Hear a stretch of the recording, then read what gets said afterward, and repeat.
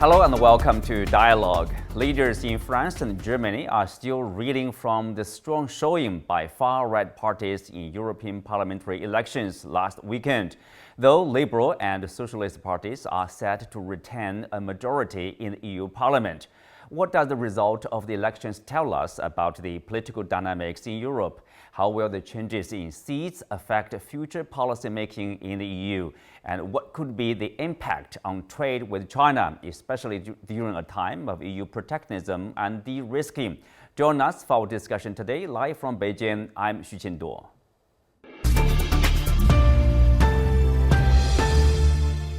Joining me today are Professor Meng Jing, Director of the Center for European Studies of East China Normal University, Lorenzo Castellani, Professor of History of Political Institutions of LUISS Guido Carli, and Ruet, Chairman of the Bridge Tank, and Professor Iain Begg from London School of Economics and Political Science. Welcome to Dialogue. Professor Meng Jing, I will start with you. So I will ask you, given the results, some say the establishment, in the sense, the center-right, for example, they have gained seats. But for others, the center-left, for example, they have lost some seats, the Greens lost the most. But at the same time, we do see some far-right parties are making progresses over there. Are you surprised with the result? No, I'm not surprised because there has been in the air for some time that the right and far right political parties will gain more seats in this European election. But on the other hand, I have to say that I'm glad to see at least the mainstream political groups have been able to secure a simple majority in this election. Well, Professor Castellani, what's your takeaway of this election, like 27 nations, 720 seats? It's a bit complex for people, watching from outside. Yes, well, the growth of the right-wing and far-right political groups was announced, and definitely it happened, so it is not a big surprise, but what we have to look at is not only the composition of the European Parliament. It's very likely that the majority will remain the same, but we have to assess the impact of these votes also at national level, at domestic level, because the EU governance is based mostly on the relationship and pacts among national governments. So the two major events of these elections are, on one side, of course, the defeat of the party of Macron in France and the new elections for the Legislative Assembly in France. These might, of course, influence the political agenda of the presidency and the government of France in the next months. And the other one is the weakness of the German government that, with the alliance of the German government polling together slightly more than 30%. It is a very low percentage of approval. And then we have a consolidation of the right-wing government in Italy with a stronger position of Giorgia Meloni in the negotiation with the other European leaders, relying on a very solid electoral results in Italy. So these are the three major events that might shape as well the European governance for the relationship among national governments. So, Joe, you are based in Paris, obviously. I mean, from your stance, how big a change, based on the result in terms of European politics here? Yeah, we'll come to that. We'll come to the national dimension, but first of all, to stay at the EU level, one should understand that with 27 countries, the parliament is a blend. So you might have changes in some countries, some slides, some surprises in some countries, but as a result, the blend has remained pretty stable.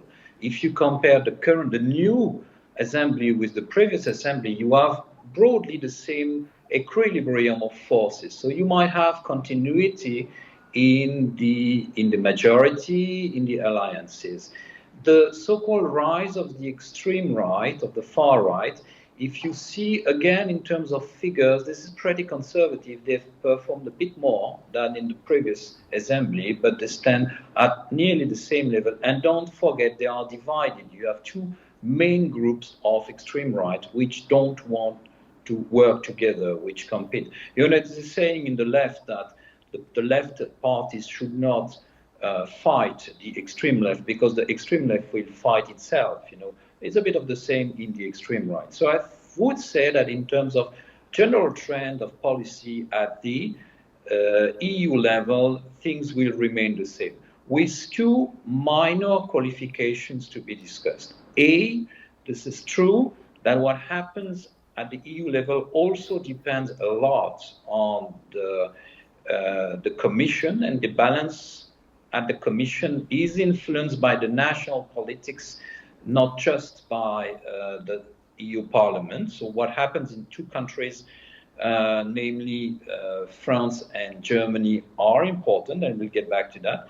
And the second qualification, which I think goes against that, is that if you look at so-called Eastern members of the European Union, those countries which have accessed the EU more recently, there is, notably in Poland, there is a downturn for the extreme right. The traditional parties in many countries in Eastern Europe have had a rise, so that will give for more political weight to those countries, and the end result is more balance within the EU. So it's also a sign of maturity of the EU and of the European electorate, I would say.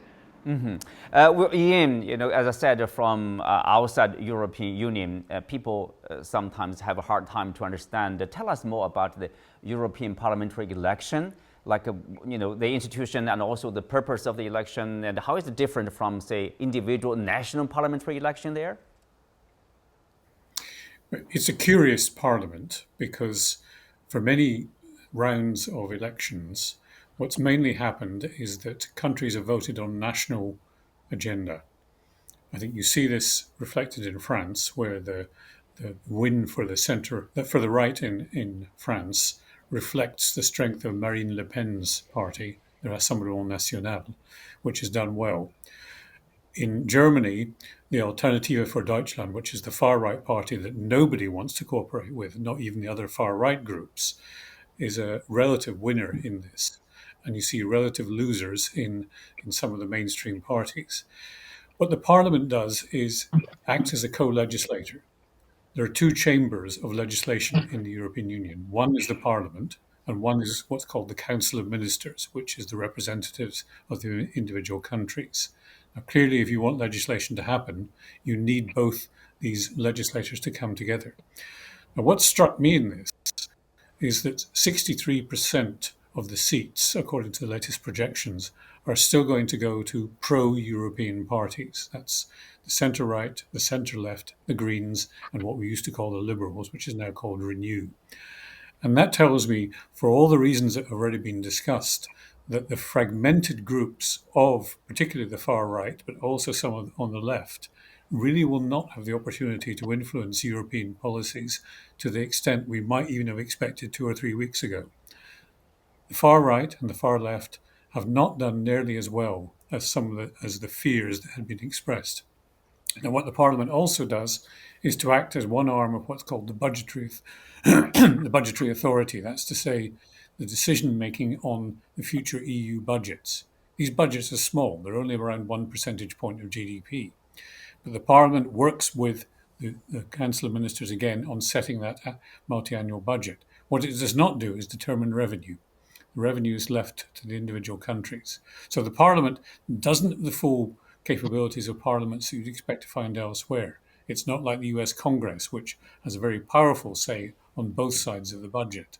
But it is an important actor in the European system, although one other area in which the European Parliament has a lesser activity than in many other parliaments is it does not formally have the right to initiate legislation. That comes from the European Commission. However, the Parliament does have the final say in who is appointed to be the next president of the European Commission, and that remains extremely likely to be a renewal for Ursula von der Leyen. Her party did well in these European Parliament elections. It gained seats. So she will be the lead candidate, and she can expect I think, to marshal a sufficient majority, that's to say half the parliaments plus one, half the seats plus one, to retain her in position. Well, Professor Men, we talked about the increase of the seats of the far-right parties. I wonder if, can we say, there's a trend of the rising far-right parties in not all European countries, obviously, in some European countries, and what are the factors contributing to the rise of those parties?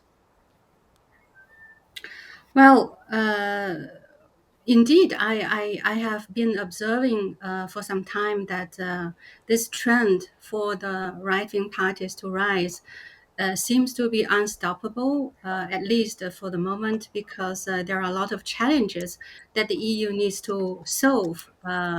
For example, the bad economic performance in many of the EU member states, the Russia-Ukraine war needs to be find a solution to stop, and also the migration issue up till now is still a very big problem in many of the EU member states. And then on top of that, the transformation, the social ecological transformation, the new policies made triggered a lot of complaints from some of the member states. So therefore, the rise of the far right or the right, radical right parties is directly related to the fact that the EU is marching from one crisis to another. And therefore, we have to come to the point that the EU really needs to find effective solutions to, first of all, deal with all these problems before they can say, well, we are able to continue as a solidarity group, because right now, as some of my colleagues point out, that there are different voices, not only between different radical political groups, but also between all these different groups. There are a lot of differences. And most recently, what is really interesting for us to see that the German Alternative Party was kicked out by the ID group. And then sometime earlier, the Orban's Fidesz was kicked out by the EPP. So there are a lot of such problems, not only politically, but also, practically. So therefore, I see that there is still a lot of concerns among the European voters, and this election also shows a kind of warning from the voters that if these problems are not dealt with, this tendency for the far right to rise might be the normal, formality in the EU. In the EU. Well, Professor Castellani, we wonder what's their solution, or what solutions do they suggest? Maybe suggesting from the far right parties. Probably they have differences. Probably they have different suggestions. And also, if you look at the age group, do you see there's differences in terms of their preference in the voting? For example, some say the young voters, like 16 to 18, tend to vote for the right-wing parties. Well, it depends, considering the position of the youth is very variable. But what we can say, looking at the European map, is that there's a radicalization of the youth. Some of them leaning towards left, particularly pro-environmentalist parties and, identitarian left-wing parties, and others leaning towards extreme right parties. So there's a harder radicalization of the youth. Then looking at the so-called far-right parties or far-right groups, because probably we will have 2 or 3 groups: European Conservative, Identity and Democracy, and maybe another group with Alternative für Deutschland and others. Of course, these groups are very different each other.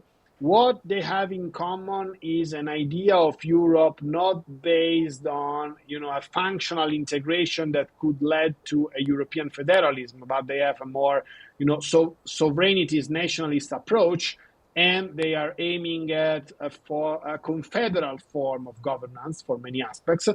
They are all of them against illegal immigration without, a solid protection of the borders. And all of them are against the Green Deal measures. But their position is different on many other issues.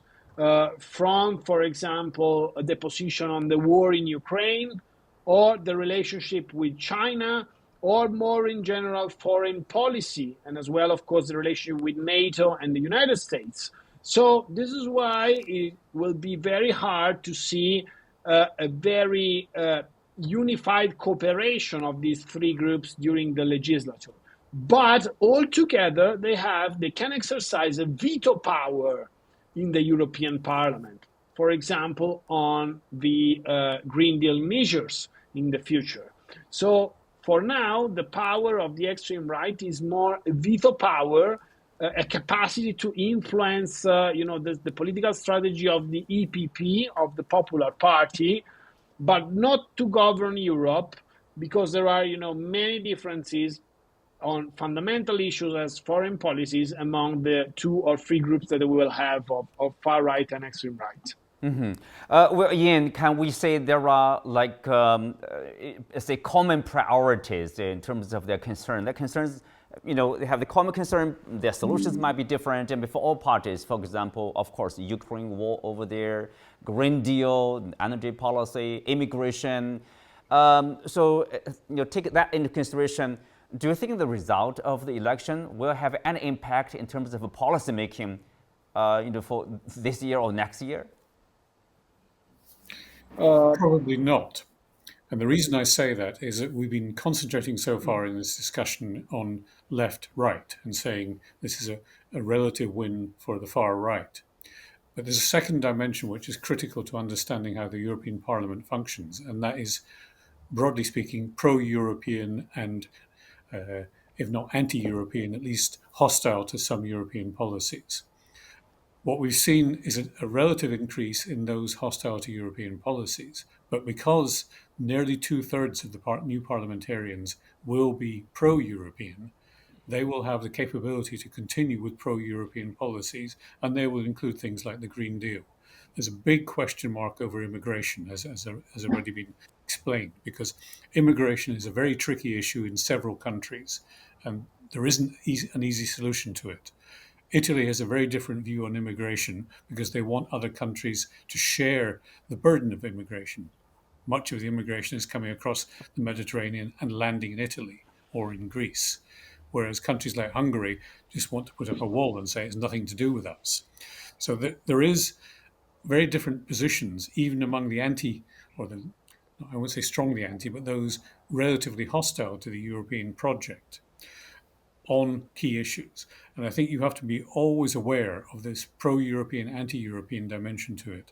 So I think things like the Green Deal will, broadly speaking, continue, maybe with some trimming. The extent of the veto that was referred to is somewhat muted because with barely 1/3 of the votes, even if all the anti-European parties came together, they're not in a position to block very much. They may have some influence in committees, but they won't have a fundamental influence. Okay, so stability is predicted, I guess, in many of the policies there. But individually, the bearing in different countries obviously is different. For example, in France, President Macron has called for a snap parliamentary election. Of course, this is called because the National Rally, the far-right party, has received nearly 32% of the vote. Of course, his own party, Renaissance Party, 15.2%. Tell us, what does this vote result reflect the sentiment probably in France? Well, question we are left to analyze in the coming months, but what we can vouch two hypotheses, one analysis and one hypothesis so far. The analysis is that we are at the heart of a collective failure of the elite in convening the message to the electorate about what was earlier in the discussion mentioned as the role of the parliament, the co-legislative. It's if you look at the last few years, especially this previous parliament has done great contributions into the Green Deal, which was started under the impulsion of the Commission, but Parliament was very central in having the Green Deal completely coherent with new contributions, innovative tools, and innovative ways of funding. The budget it handles is small, limited, has a small cost on nations, but it has a small impact because it has a large regulatory impact. Thereby, the efficiency, if you want, of this parliament is high, and its contribution to the dynamism of economies is very high, because they don't have to bear the structural cost, of those heavyweight, heavy inertia portfolio like social and etc. Their efficiency is mechanically more, and the elites never ever mention that to the constituencies. The rebound we've had, the post-COVID package, was also enabled by the parliament. Now, the elites in France, and back to your question, have never underlined the role of the parliament. In the debate we just had before the elections, the extreme right, the far right parties, and there were two, again, trust the far right to divide itself. We have two far right parties in France now, the one you mentioned, and there's another one at 5%, have pushed the debate on national issues. And the ruling elite has been unable to refrain from reacting on the national issues, to rather put the global, the European construction. So it's a political failure. Now, what does President Macron want with the snap election? Frankly, no one knows, but what we can assume is the following, is that he wants to give a chance to the far right not to rule the country. Well, they will rule the country because they will win the elections, but to prove their divisions across the two far right countries and within the dominant far right countries, because you have this young upcoming leader, you have the historical leader, so that will create some sort of clash. Now, it's still a dangerous game, and at any rate, this election has been a missed opportunity for France, possibly for Germany, to have a mature approach to a European election and substituting to a European debate a national debate.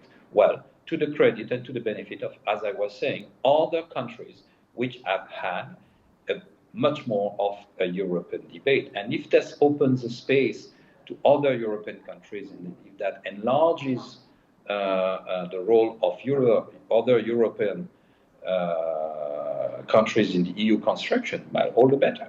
Mm-hmm. Okay, clarity, a clearer message, to the mass there. Professor Castellani, okay, we have the European Parliament, the full results will be out. Then, of course, some of their responsibilities to have the heads of the Parliament and the heads of the European Commission, the Council there. So, European Commission, we mentioned, President von der Leyen, many say she is expected to continue for the second term. From your point of view, how likely is that? Well, it's quite likely for the reason that was explained before.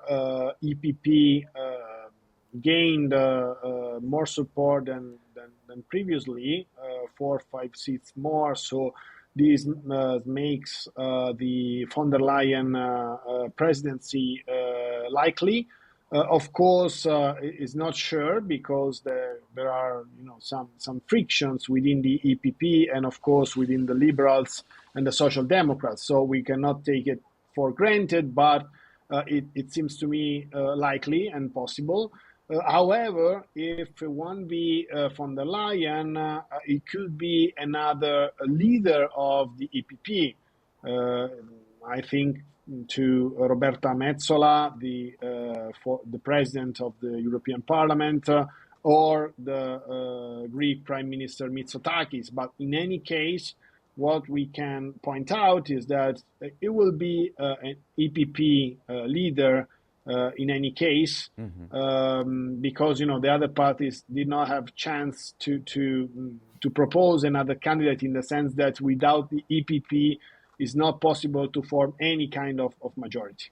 That's true. Professor Men Jing, of course, given what happened, for example, in France, there will be another election at the end of this month and early next month.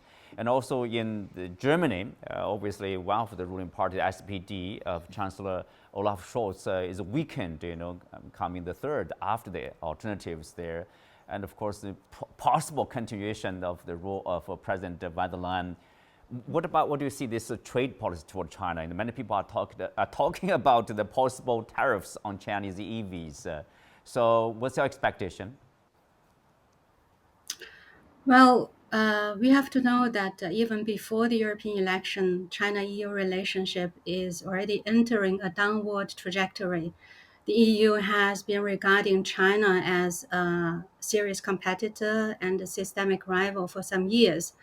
And before this election was held, several political groups in the European Parliament published their manifestos. The EPP, for example, the Renew Europe, the ECR, and the Greens, and all of them in their manifestos targeted China as a rival and criticized China's policies in South China Sea, in Taiwan.